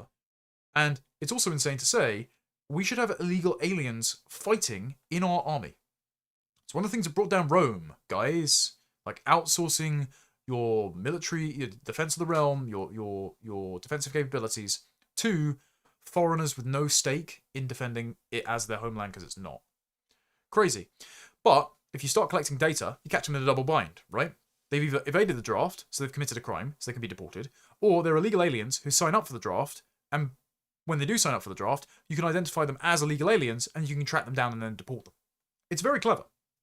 Obtaining clarity on the number of illegal aliens that have failed to register for selective service, and subsequent prosecutions by the Department of Justice for failure to register would increase the number of deportable aliens and subsequent removals. So, very creative. They also say they're going to deny all visas to countries that won't repatriate their criminal foreign nationals. This is something that we're going to do at Restore Britain. I say we, my friends over at Restore Britain, I support the party. I'm actually going to some branch meetings tomorrow and next week, so I'm not going to say where they are, because I don't want to dox myself ahead of time to where I'm going to be, but if you are there, see you there. What they want to do, the coalition, is ensure all aliens under final removal orders can be deported. And so, the DHS should provide the State Department with a list of foreign nationals for whom it is unable to secure travel documents, and DOS should immediately halt all visa processing in those recalcitrant nations until they provide ICE with needed travel documents and accept the return of their nationals. Now, I would just ban them outright, and then say, if you take all your illegals back, and if you take all of your denaturalized citizens back, because you're going to have to strip American citizenship from a lot of people in order to put your country on the right track, then we might think about lifting those sanctions again. We might think about reversing our 100% tax on remittances. We might think about launching investigations into your companies where, an Indian CEO has fired everyone and hired their ethnic kin and countrymen. Like, we might think about stopping holding you accountable for your terrible behavior in our country. But I understand wanting to use it as leverage, at least to start with. I would just do the blanket ban. I think that's more sensible, but the Deportation Coalition has an uphill battle, clearly, with vested interests inside the administration. They say, likewise, USCIS should not adjudicate benefit applications from foreign nationals to those recalcitrant countries. ICE should scrutinize student and exchange visitor information system for immigration enforcement against student and exchange visitors violating the terms of their visas, and CBP should identify visa overstayers from such countries for removal based on entry and exit matching. And it's crazy that we don't do exit checks in our country. I'm pretty sure America keeps you on file, so you should be able to trace those visa overstayers. You just got to enforce them. Like, whenever I go to America, I've got a visa waiver system. I forget what it's called. Chat will be able to remind me. I had to give my fingerprints over. I had to tell them my address, how long I'm going to be in the country for. They know where I am at all times, and I have to renew it. I have to pay a fee. At the very least, you can track those down, right? And that's meant to be the streamlined, less complicated version because, I'm English and we're basically cousins. So, if you're going to do it for India, track them down. They're also going to reform and substantially limit asylum, again. End it except for white South Africans and Brits who are persecuted for free speech. More than 63% of the nearly 3.8 million cases in the immigration court backlog involve asylum applications. And those are going to be from countries that are going to be of no benefit to you. They've also got this like YouTube thumbnail-esque style graph with the arrows, just saying this is the southwestern border encounters, and they've plummeted under Trump to like record lows. Excellent, good start, but you want to get rid of the ones that have already come in under Biden with this record high. They've also noted that many of the cases are fraudulent, they've been frivolously filed, they contain fabricated claims, they've been incentivized by expedited work authorization, or they're a result of removals frustrated by the liberal interpretation of immigration laws or the Convention Against Torture. So to stop this, they recommend the following. The Attorney General, or BIA, could rectify this entire backlog by issuing a precedent opinion that clearly delineates when a legally invalid asylum application must be considered frivolous and that highlights the deleterious impact deficient claims are imposing on the overall backlog and on the court's inability to comply with the 180-day deadline in Section 208 of the INA. Under current regulations, an alien can receive work authorization 180 days after filing an asylum application, not even if it's granted. That's insane. If that application has not been adjudicated, and denied. So even if they're just waiting for the decision, they can start working and undercutting American labor. The Trump administration has proposed a rule to extend that 180-day deadline to 365 days, and to pause receipts of applications when the average processing times for asylum applications exceed 180 days. I should have noted earlier, by the way, apparently Scott Besson is floating the idea of banning illegal immigrants from opening or having bank accounts. So if that gets passed, that's another excellent move. They should also enforce this extension. They say that rule would be a positive step, but the administration should go further and revoke work authorization for any alien who concedes removability and only reinstate it if and when the alien is ultimately granted asylum. So you can't work if you're awaiting authorization. They should clear the authorization backlog of the majority of frivolous claims, and they should drastically limit the nations and reasons eligible for asylum authorization to basically white South African farmers who are a boon to the country because they're actually going to work and set their own farms. Thank you for the super chat. I will be addressing super chats that are not relevant to the topic at the end of the show, but thank you, R. Rob Ross, for £5. I'd just like to thank the Labour government for providing us with an excellent precedent for removing citizenship from people born in Britain. Correct. For those who don't know, there was a English chap, a police officer, who participated in a Russian-English police exchange program, married a Russian woman, has visited Russia. He is a Russia-boo, as Carl Benjamin said. And on his most recent trip, he has been denaturalized by Shabana Mahmood, in a closed-doors show trial because apparently his presence in his own country is not conducive to the public good. Brilliant. So, using existing laws and executive powers possessed by the Home Secretary and a liberal interpretation of what is conducive to the public good, whether you are acting on behalf of the interests of a foreign state, Priti Patel, or you are involved in organised crime, the entire Pakistani community of Britain, you can be stripped of your passport and sent elsewhere. If you are not just if you possess a foreign passport, like this British guy who has a Russian dual nationality, but if you are hypothetically eligible elsewhere, and you can be stripped of citizenship before you actually are granted citizenship elsewhere, and the government can continue to have your citizenship stripped even while you appeal, and they can continually launch unlimited numbers of appeals against your appeal.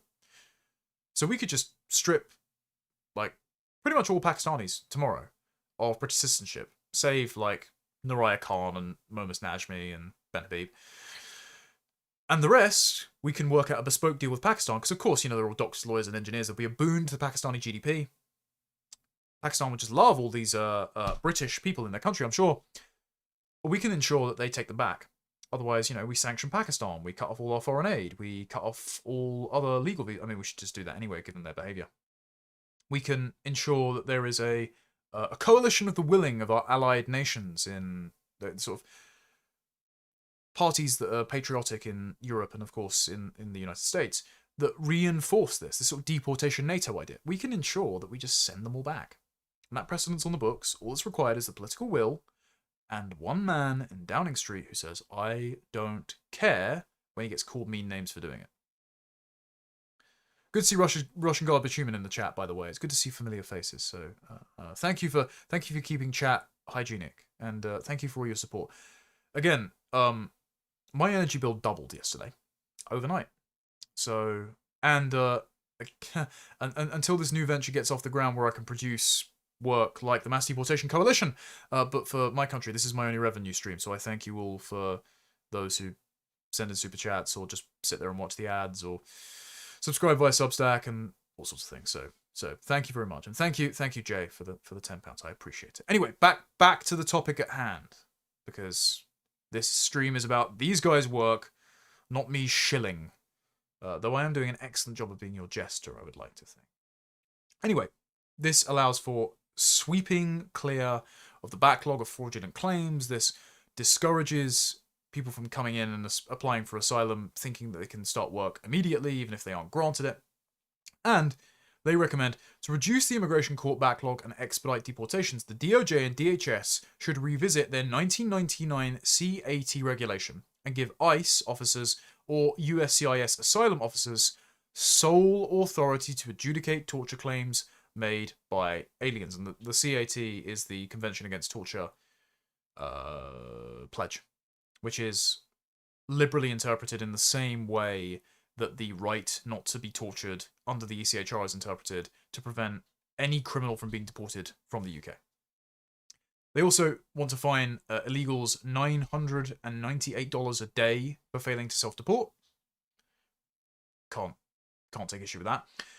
They also want to expand civil asset forfeiture for immigration violations, so seizing assets from illegal aliens to put it back into the system. I was actually having a conversation with an ex-Home Office civil servant whose brief was immigration recently, and they told me something crazy is going on. I'm sure this is going to get clipped.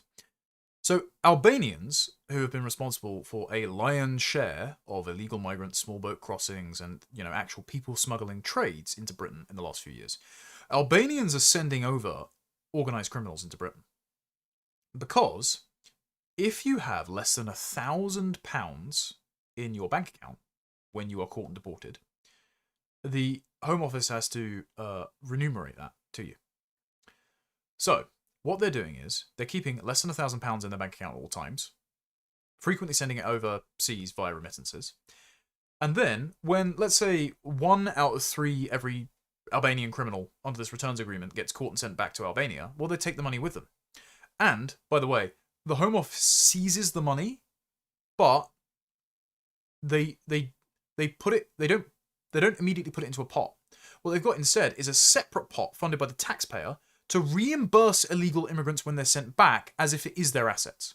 So it's possible as well that those assets that are frozen get unfrozen and they get that as well. I don't know the level at which that's happening, but the Albanians clearly know that they're going to get their money anyway. It's going to be returned to them if it's less than £1,000, and they're getting it over in remittances, and so they're just gaming the system. Like, this is a system of serious, perverse incentives. And so what you need to do is seize the assets to fund the deportation effort, because that not only discourages organised crime from exploiting our lax borders, but it also means that those that have exploited us for so long are inadvertently funding their own destruction. This is something I should have said earlier as well. The constant framing about giving dignity to foreign criminals. Where's the dignity to the American people that are footing the bill for this? Where's the dignity to the British people who don't want to become a hated minority in their own country? The same as the Americans. Where's our dignity? That should be the primary concern of politicians. That should be the primary concern of the Trump administration, and I think actually, the Mass Deportation Coalition document goes a long way to restoring dignity, much more than the Dignidad, amnesty by any other name bill does. They say, for aliens here illegally, the prospect of losing vehicles, bank accounts, tools, or money for remittances would encourage voluntary departure long before removal proceedings conclude or likely even begin. They also want to target visa overstayers, as well as punishing the countries that don't take them back. Thank you for the super chat saying, I appreciate you fighting to get our country back. Well, I want to see both Britain and America succeed, so I'll do my best. They say, prior to the Biden administration and its open borders policies, which facilitated the illegal entry and unlawful presence of millions of illegal migrants, it was estimated that 42% of the illegal population in the United States and 66% of new additions to that population were aliens who had been admitted as non-immigrants but violated their statuses or failed to depart as required. Visa overstayers, tourists, students, workers, family members, whatever. So, legal migration is just another avenue for illegal migration.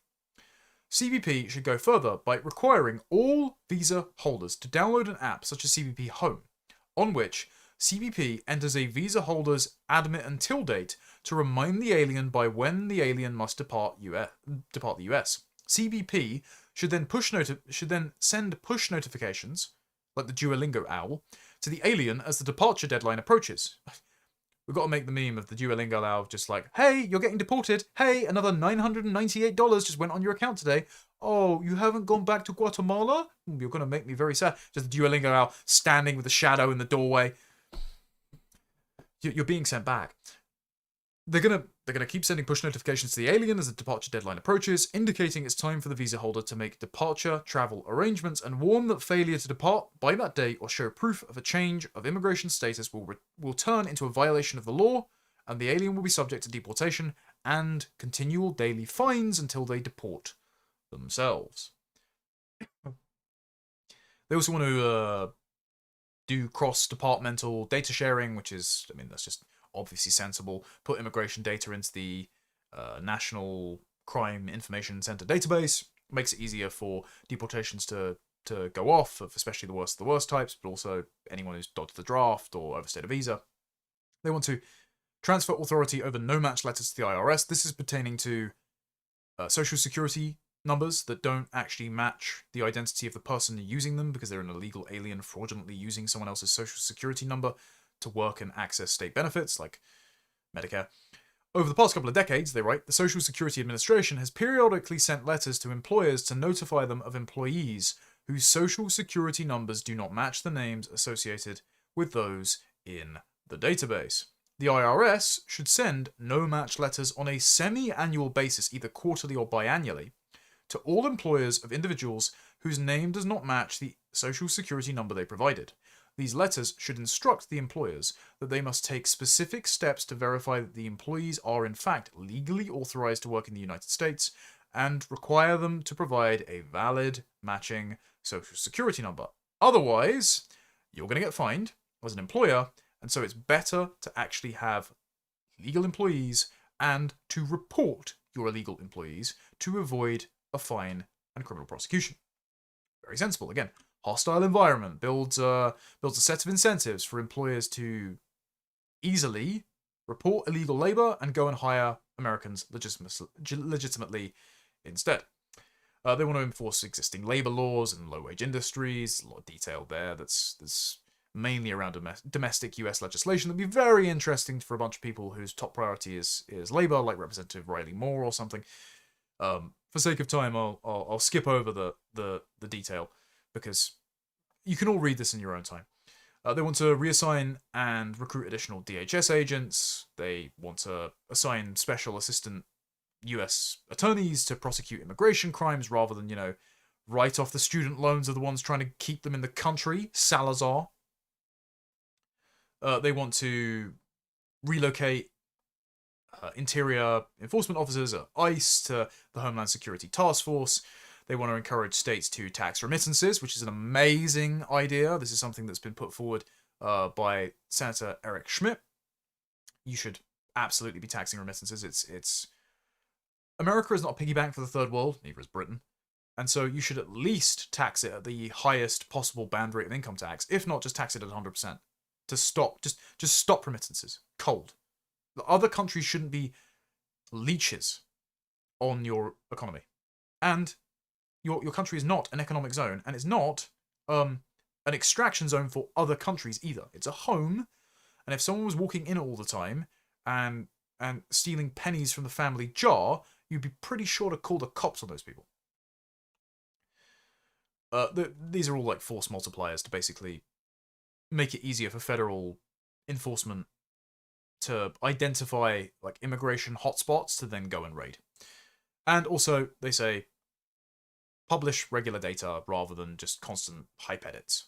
Like that would all be very sensible, rather than, antagonizing the opposition needlessly if you're not going to follow through. Keep morale up among your own base by proving that you are following through on your promises. There's plenty more here that you can all read in your own time.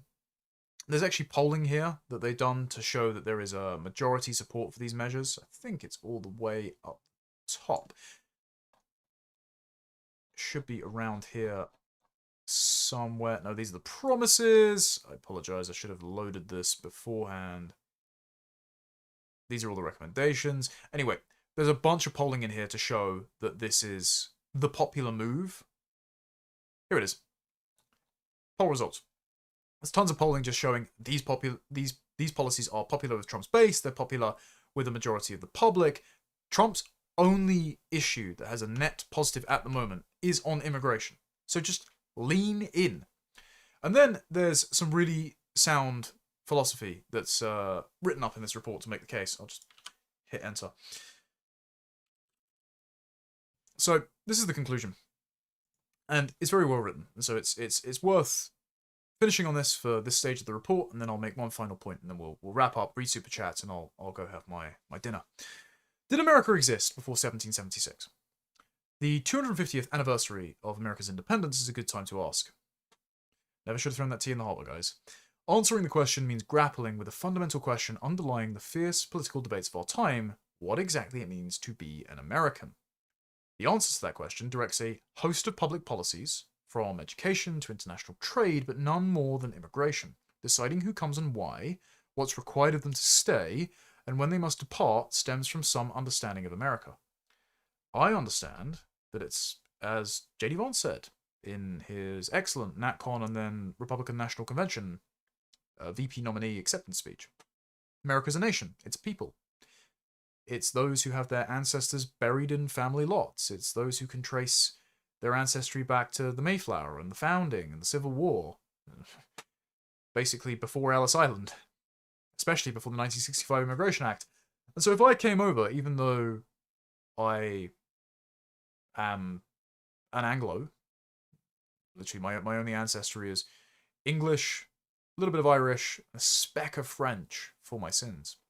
And I'm a Catholic, and despite America being a largely Protestant nation, Maryland was Catholic at the start, and you've now got a Catholic VP and a Catholic Secretary of State, and we're ascendant.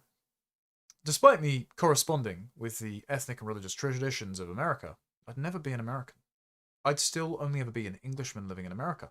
And even I would have assimilation barriers, driving on the wrong side of the road, or being perhaps a little less bold and brash than my American counterparts. Not given I'm a Londoner, I wouldn't necessarily say hello to everyone that I pass in a corridor or on the street in a small American town, as has happened before. It caught me off guard. It's very charming, but it's not my instinct. I know I'd never be an American. I would only be a grateful guest in your country if I were forced to leave my own, and I don't plan on doing so. I'd much like to fix mine, much like I'd like yours to be fixed too.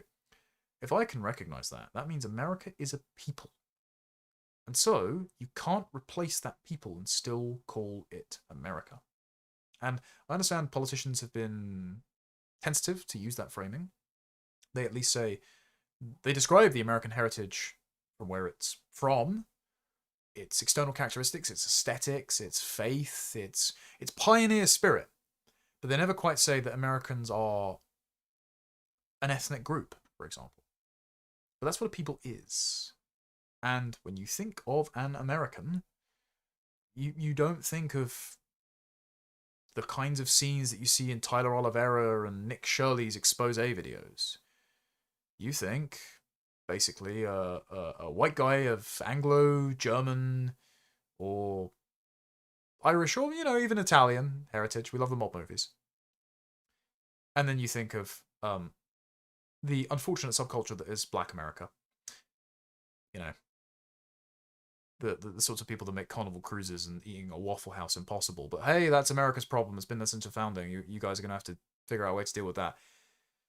You don't think of the entirety of Africa and the Middle East. You don't even think of, like, fresh off the plane Europeans or those with slightly plummier accents like mine. And that's what immigration policy should be redirected to conserve. It should be, at this point, in such a defensive posture that this is an existential fight for survival. You've got less than 20 years left before America ceases to be. And this is the thread that runs through this conclusion, even if I'm putting it in firmer terms than the quite conciliatory coalition have written. They say, political independence was declared in 1776, but the American people did not suddenly materialize on that summer day. The Declaration of Independence announced a nation that already existed in culture and habit and belief. As Russell Kirk put it, the American order was not manufactured, rather it grew. Long before independence, a distinct civilization had taken root on this continent, the city on a hill, as John Winthrop had said. Its institutions, moral assumptions, and public life reflected the inheritance of Western political thought, especially the values of the Old Testament. The settlers who built communities along the Atlantic seaboard did not consider themselves participants in an abstract experiment open to anyone, anywhere, at any time. They were building a society, one with shared norms, obligations, and expectations. Understanding this is essential to understanding immigration. A nation is not merely a geographic space or an economic marketplace. It is a people with a shared story and a common inheritance. It possesses borders, not only on a map, but also in culture, law, and loyalty. When a nation forgets this, it begins to treat citizenship as a commodity rather than an inheritance to be stewarded. Perfect writing, by the way. Like, this is exactly the way that we should be talking about our own rooted identity. In Britain, we have an even stronger case because, we were ethnically homogeneous until 1948. So we can still talk in these terms as a cohesive people and a nation. They then excoriate the melting pot myth. The popular metaphor of the melting pot suggests that America is defined by perpetual cultural transformation, as if the nation were an ever-changing mixture with no stable character at all. In this telling, the only requirement for belonging is the verbal affirmation of a few broad ideas: liberty, equality, opportunity, divorced from the historical context that gave those ideas meaning. Yet a creedal nation that defines itself only by abstract slogans soon finds it lacks the social order necessary to sustain those same ideals. As post-war German jurist Wolfgang Buchenfurter said of liberalism, liberal democracy cannot guarantee the givens upon which it rests. It cannot preserve the pre-political we, to whom all the truths of the Constitution are self-evident. And so if you replace the people, the Constitution falls apart. They say, if America is nothing more than a set of universal propositions, then there is no meaningful distinction between citizen and outsider, between membership and mere presence, or between America and anywhere else. It's almost like liberalism and globalism are the same thing. History tells a different story. The United States developed within a particular civilizational framework, shaped by institutions, customs, and moral traditions, carried across the Atlantic and adapted to new circumstances.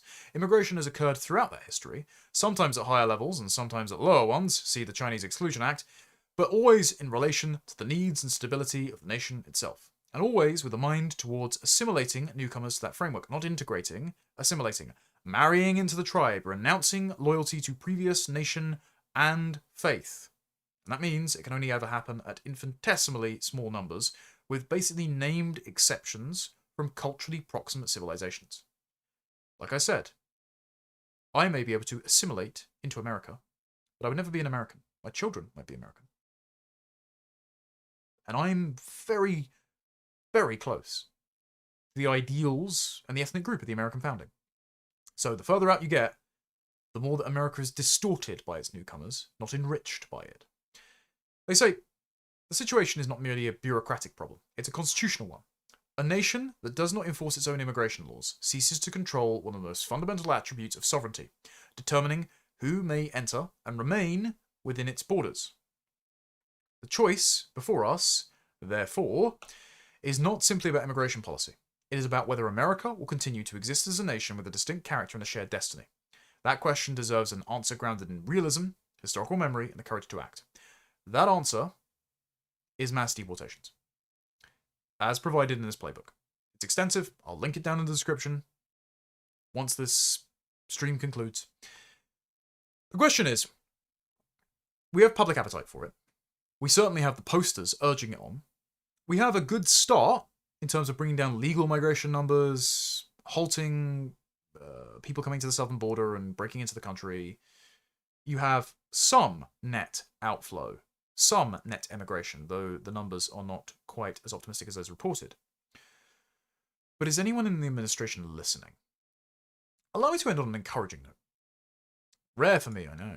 Before I look at the super chats and then we finish up by the hour.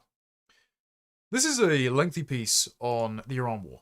The briefing that Benjamin Netanyahu and the head of Mossad gave to President Trump, the war cabinet, General Raisin Kane, J.D. Vance, Pete Hegseth, who seems to be the only one obsessed with like building the Second Temple for some reason. Dear Lord, Trump is going on Christian Broadcast Network to read the passage about the building of the first temple soon.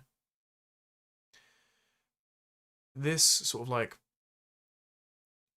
messianic evangelical revisionism pushed by total grifters like his spiritual advisor Paula What's-Her-Face. It is ruinous to both the domestic agenda and foreign policy, and it needs to go. Anyway, there were people in the room, like Vice President Vance, whose chance at becoming the nominee is on the line, and he knows it. That's why he's been inserting himself into the situation, trying to be the peace broker in Pakistan. That's why he hasn't been so vocal on the war. That's why stories have been fed out from his office, likely from, Buckley Carlson, Tucker's intrepid son who works for the vice president, saying that, well, he's shouting at Bibi down the phone because, who among us would not at this point?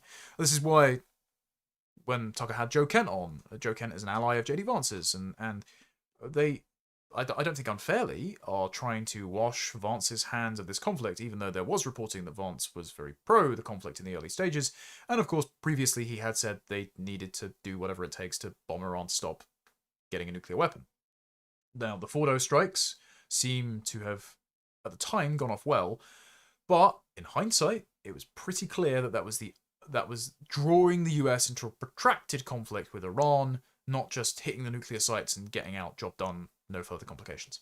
And I think Vance may have seen that now and is hedging his bets. And the reason I think that as well is because that signal was certainly sent over to Reform UK, who were very gung-ho about that in the early days. Actually, you know what? I will pull up my American Conservative piece on this, because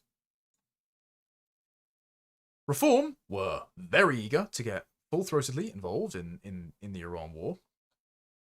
Richard Tice had previously said that on Saudi state-owned TV that they need to completely degrade and remove all the military capability of Iran, and that were reforming government, we would be helping the Americans and the Israelis in any way they saw appropriate, so completely subordinating Britain's national interest to the territorial expansion ambitions of Israel. And again, this isn't me like spurging out about Israel. I don't hold any animosity against like your average Israeli. I just don't think the government of Benjamin Netanyahu has our best interests in mind, especially when Smotrich comes out and says, yeah, we want to expand into Gaza and Syria and Lebanon, and it's like, oh, okay, so Greater Israel's not a conspiracy theory then. Anyway, Farage said Keir Starmer was letting America down by not joining the war effort. Suella Braverman wants to join it because she's part of Reform Friends of Israel, and that includes Alan Mendoza and Gary Mond, and Jason Perlman, who was the ex-advisor to Labour President Isaac Herzog. Like, why have you got Israeli Labour in the party? Anyway, the reason I'm saying this is because the one person that dissented was Robert Jenrick. Robert Jenrick is the ally of James Orr. James Orr being a longtime friend of J.D. Vance, and James is very politically savvy and likely got wind from the Vance camp that, hey, I'm actually not so hot on this. This might screw over my chances to be the nominee in 2028. And then suddenly Robert Jenrick, who is previously like the worst type of neoconservative, invade and import is a pretty accurate summary of his career. When he was a Conservative MP and minister, he voted for interventions in Syria. He said that he's going to go to Jerusalem and build the UK's embassy in Israel himself if the Foreign Office tried to block it. And then he brought all the Afghans in and helped take out a super injunction to prevent the press from reporting on it, and then wrote in the Telegraph that welcoming Afghans as a national project, well, I don't think Wayne Broadhurst got murdered by one, felt like that, Robert. Anyway, he uncharacteristically came out against the Iran war, wrote in the Telegraph that the reform position is simple, the Iranian regime is wicked, but this war needs to come to an end as soon as possible because it's making Britain poorer. Well, that's not the reform position, because immediately Farage came out and suggested that he wasn't opposed to boots on the ground because Dame Andrea Jenkins, who's Reform's mayor of Greater Lincolnshire, said she wants boots on the ground. It's just that we haven't got the boots. So hypothetically, if we had the military capacity, we'd be currently deploying troops in Iran. Mental. The reason I mention all this is because clearly there's a faction within the White House, within Trump's inner circle. I would say Marco Rubio and J.D. Vance, who both recognise that they're going to be in competition for the nominee spot, and both recognise the war is unpopular. That's why I think Rubio wisely came out in the early days in that press briefing in the halls of Congress and said, Israel we're going to attract, and they basically dragged us into the war. Again, uncharacteristic for Rubio, who's always been very friendly to Israel, as Trump once accused him of being a puppet of Miriam and Sheldon Adelson before Trump himself took donations from the Adelsons.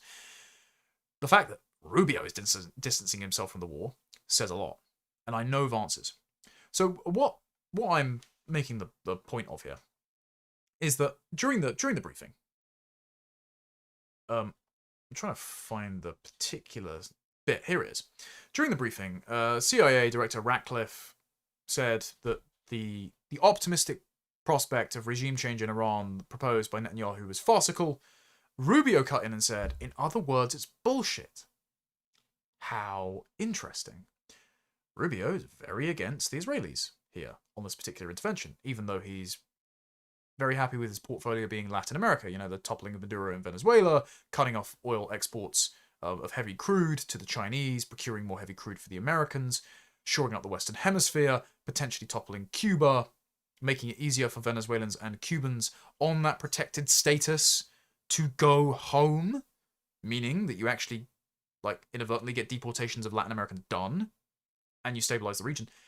If this is what Rubio wants, he's doing a really good job. Everyone was very skeptical of Rubio because he was like an arch neocon before he came in, but the guys at the State Department are doing a fantastic job. He seems to have moderated on his appetite for bellicosity in the Middle East, and he's picking his foreign battles pretty wisely.